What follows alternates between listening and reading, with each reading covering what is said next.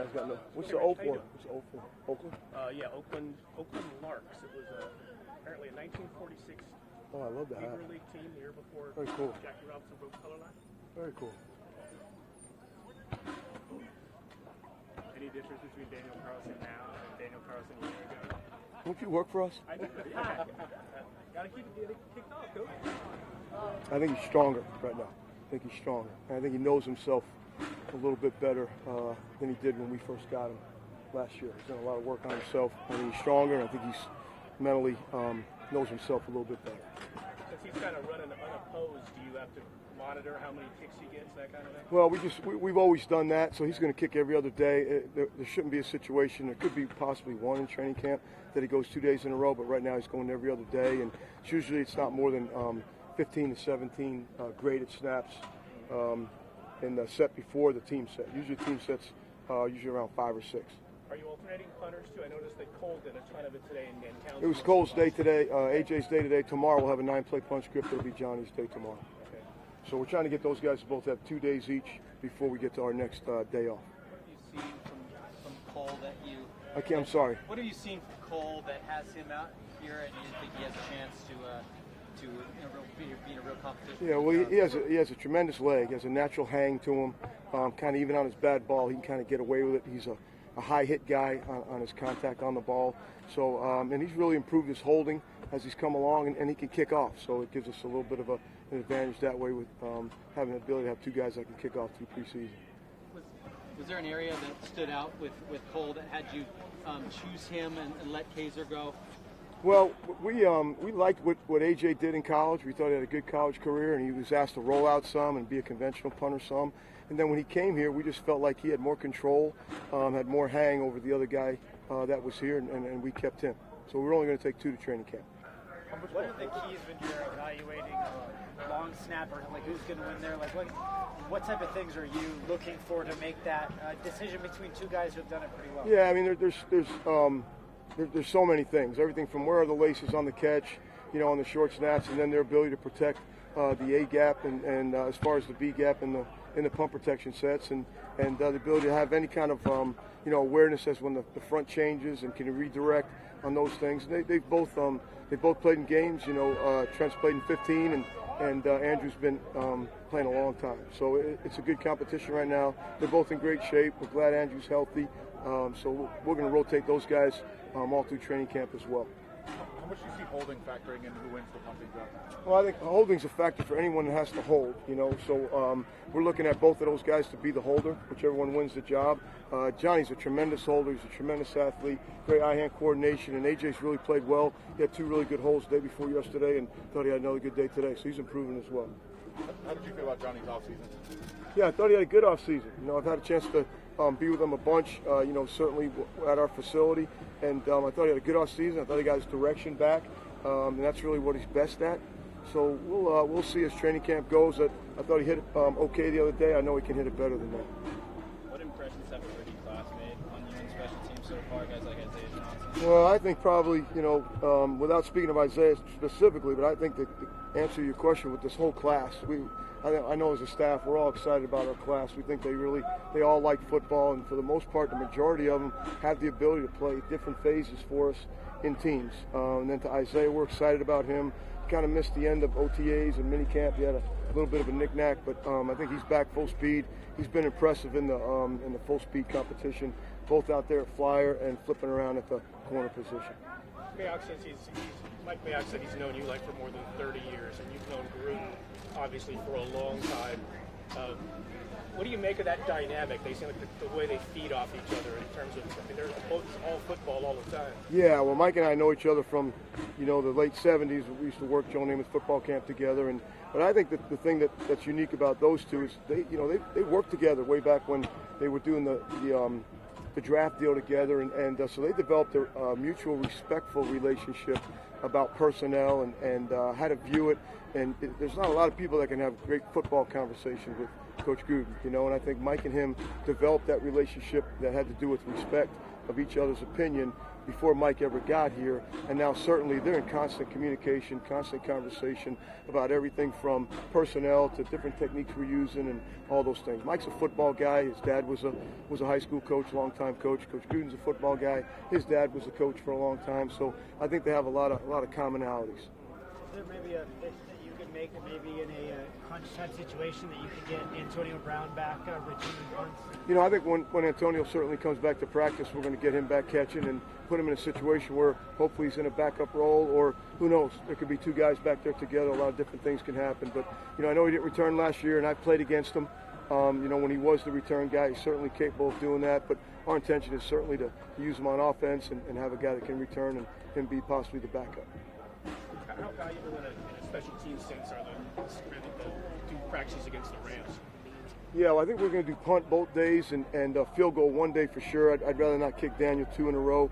So I think, especially for the guys that may not play in the game on special teams on that night, to practice against them will be physical, and it'll be live reps, and Coach Fossil and I will be able to work out some looks that we'd like to see that we know we're not going to see in the preseason game. So for the guys that aren't going to play in the game, they'll get good physical looks that we may not get throughout the preseason.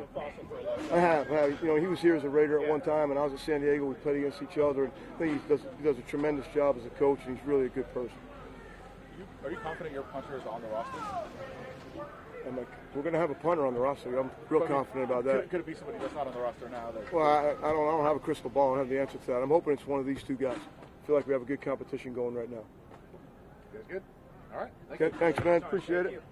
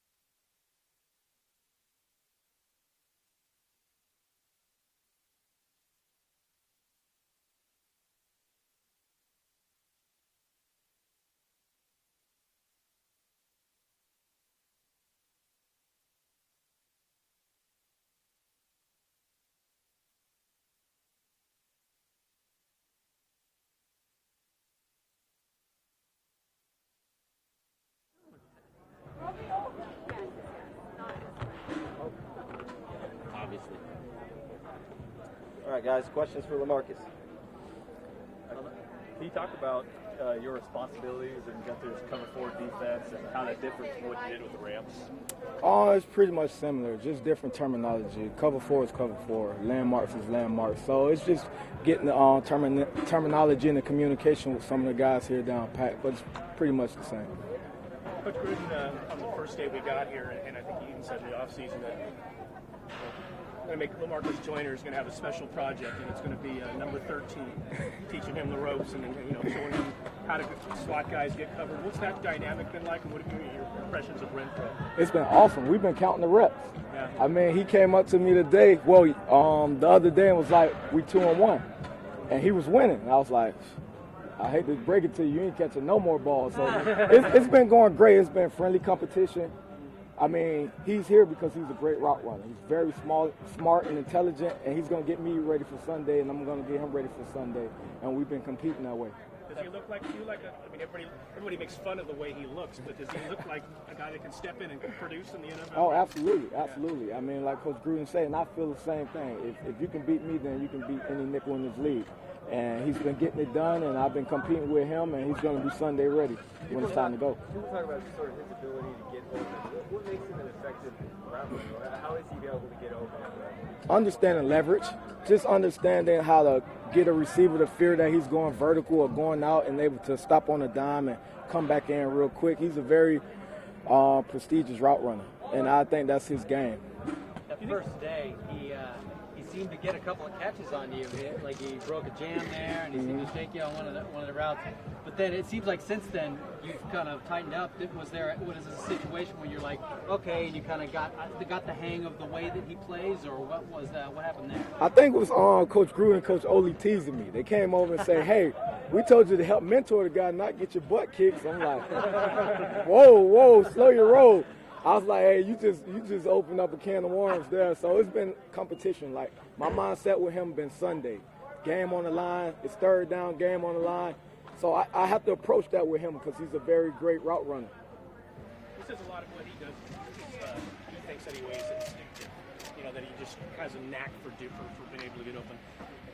Is playing defense sometimes the same way? Obviously, you need to know your scheme, but especially when you're in the slot, you have to kind of have an instinct on where things are going to go. I'm a whole believer in there's no ability advantage in the league. Everybody is equal. I mean, he can go out there and tear me up. I can go out there and tear him up. So with him being instinctive, I have to know what routes are coming. What route tree can he possibly run? Because if I go out there and try to cover Renfro just one-on-one, like a chicken with my head off covering the whole route tree, I have no chance. So 3x1, 2x2, I have to understand what kind of routes are coming and kind of take my chances from there. Maybe it's because you're playing well at the NFL level at quarterback and safety, but it seems like every young guy that takes the podium says, Joyner's telling me something, or he's mentoring me in this way. You're only 28 years old, right? But it seems like you're kind of mentoring the entire secondary. What's that role like? I mean, I just love the guys here. They recognize my accomplishments as a good football player. I mean, I don't look at myself as anything great. I'm still trying to become great, but I have seen and I know a lot. And my biggest goal while I'm here is, pour out myself for the guys around me so we can be a great defense. Selfless, all about my guys. How eager are you looking forward to next Tuesday, Wednesday when the Rams come in? I mean, that's just another practice to us. I mean, that's just another way for us to get to Monday night, that opener. We just one day at a time, one practice at a time. That's going to be great competition. I mean, it's not a game. So, I mean, it's nothing to really look forward to other than to get more work and to get that competitive adrenaline rush while another team walk up into here. So that's all it is. There's been a lot of focus for you on the slot, but you've done so much safety work in your past that you feel like, all right, the scheme is in my mind. If I were to go back there in a pinch, do you think that you could do that, or would you want to get some reps in there somewhere this summer? Or? I mean, it's something I've been doing all my life, so It's almost like Renfro said. That's something that's instinctual. I mean, if you need me at free safety, I played it all my life. I played it in the NFL at a high level, and I can go do it here. But, Jonathan Abram and Carl Joseph have to get their reps so they can be great. Because those are going to be two great young safeties. So I'm just here to know my role and just be the best I can at that and help the guys around me. Does the slot in this scheme occasionally still have safety-like responsibilities? Oh yeah, it does. Coach Gunther does a really good job with moving the nickel back around, that safety, outside, inside. So it's going to be a special year for the secondary.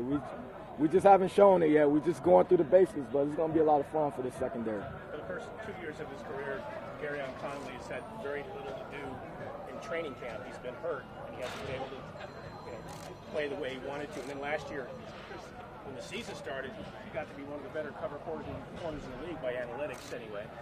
What do you see from him now that he's practicing every day, and what kind of corner, how good can he be? I mean, from what I heard and from what I see now that I'm witnessing, it's the spirit. It's all about the spirit. I mean, guys are having great vibes around here, and it's keeping Garyon going. I mean, obviously, hands down, he might be the most talented DB we have. And if you add that work ethic and the spirit that he has, the positivity that he's coming to work with every day, we got something special on that outside. So we just have to keep him going. Yeah, Gruden says he's always trying to look under the hood on him. Because he's laid back, doesn't say a lot, doesn't. He's coming out that shell, though, and I love it. I love it. He's dancing around. He's joking around. Carl Joseph the same way, positive energy, man. We're going to be a special DB unit this year. Just a couple more, guys. On Tuesday, when Antonio Brown had his most extensive practice of camp so far, there was only one DB who was able to actually keep up with him and knock a ball down, and that was you. Can you run through exactly what happened on that play? I mean, Antonio Brown's one of those guys. It's like Sunday. Every rep against him and Renfro for me is Sunday, and you know that if he's out there, the ball is coming to him. So I just locked in and I competed, because if you don't compete with Antonio Brown, he's going to embarrass you, and he's going to rub it in your face. And I didn't feel like having a down practice that day, because I didn't want to see him dancing with the stars. So, so I had to compete. It seemed at the end, though, you kind of rubbed it in his face a little bit, but you guys slapped hands. What's that camaraderie been like between you two? Brotherly love. He's like that extra. When you grilling, that extra fire barbecue pit, what you need to bring the juice to make it that 400 degrees. When he's out here, we on fire, man. We need him. He's that extra gas that you need in a science experiment that's going to help get things boiling. That's what he do. When he's out here, everybody's on fire, because we know if you're not on fire, then he's going to set you on fire. So you have to be ready, for sure. Is this the first time in your career that you've been exclusively slot? No, with the Rams for 3 years, I was exclusively slot. Where I got reps at corner and safety, but it was mostly slot. Okay, well, I thought it was more.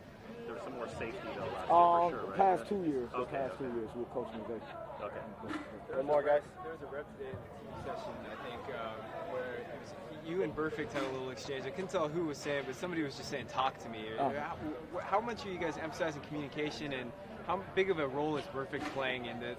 Just knowing, how much he knows the defense and It's Burfict trying to get the best out of me. Like when you think about a guy like Garyon, he's more a shell guy, but now he's coming out the shell. Me, I'm more lead by example, but now I'm communicating more. So Burfict is just trying to get me to do that communication every down and distance, so we can become that much faster as a defense. So I have to do a better job, and I appreciate the point that he's trying to squeeze that out of me. That's it. Thank you, guys. Thank you. I appreciate you.